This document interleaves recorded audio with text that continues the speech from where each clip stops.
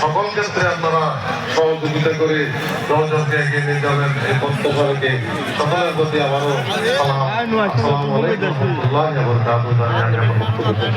ধন্যবাদ। সংগ্রামী নেতৃবৃন্দ, আমি বিশেষ করে মহামারী ইউনিয়ন ছাত্রদলের সাবেক সভাপতি আমার কাছে আপনার দৃষ্টি আকর্ষণ করছি। আপনি মঞ্চের ওখানে যারা বলছেন সবাইকে এখানে বসে দেওয়ার ব্যবস্থা করুন। এখানে যারা আছেন আমাদের অতিথিবৃন্দ সবাই আমরা যে হেরালটা আপনার মঞ্চে আসন গ্রহণ করুন। এই পর্যায়ে সংক্ষিপ্ত করে শুভেচ্ছা বক্তব্য রাখছেন রাউজান পৌরসভা বিএনপির সভাপতি বিশিষ্ট বিএনপি নেতা জনাব মাস্টার আবু জাফর চৌধুরী। মাস্টার আবু জাফর চৌধুরী।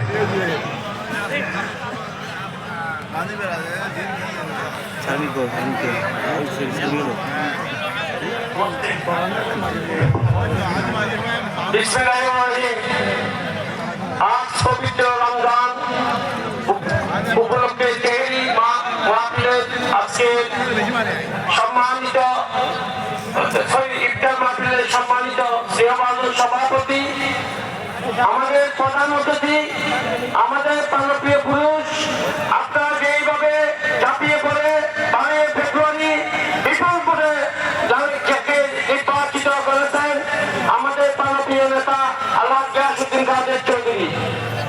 মঞ্চ উপবিষ্ট নেতৃবৃন্দ এবং আমার প্রাণপ্রিয় নোয়াপাড়াবাসী, আপনাদেরকে স্বাগতম জানাই। প্রথম রোজায় যখন আমাদের বাংলাদেশের জাতীয়তাবাদী শক্তি সরকার গঠন করেছে, আমার নেতা গিয়াসউদ্দিন কাদের চৌধুরী যে কমিটমেন্ট আপনাদেরকে দিয়েছে, এখন তা পুঙ্খানুপুঙ্খভাবে পালন করার জন্য আপনাদের সহযোগিতা দরকার। এখানে আমরা নিরাপদে মুক্ত এই রমজান থাকবে, সন্ত্রাস থাকবে না। এই রমজান মাসের পবিত্রতায় আপনারা দোয়া করবেন যাতে ওনার ইচ্ছা আমাদের প্রতিপালন হয়। আমার বক্তব্য এখানে শেষ করলাম। ধন্যবাদ।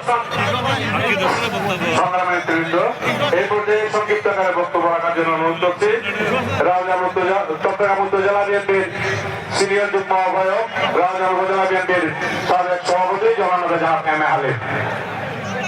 প্রিয় সভাপতি জনাব ফিরোজ আহমেদ, আজকের এই ইফতার মাহফিলের সম্মানিত প্রধান অতিথি, বিএনপির ভাইস চেয়ারম্যান, জাতীয় রাজনীতির আলোচিত ব্যক্তিত্ব, রাউজান থেকে নবনির্বাচিত জাতীয় সংসদ সদস্য, রাউজানের অভিভাবক জননেতা আল্লাহ গিয়াসউদ্দিন কাদের চৌধুরী, উপস্থিত জেলা থানার নেতৃবর্গ এবং আমার রাউজানবাসী, আসসালামু আলাইকুম।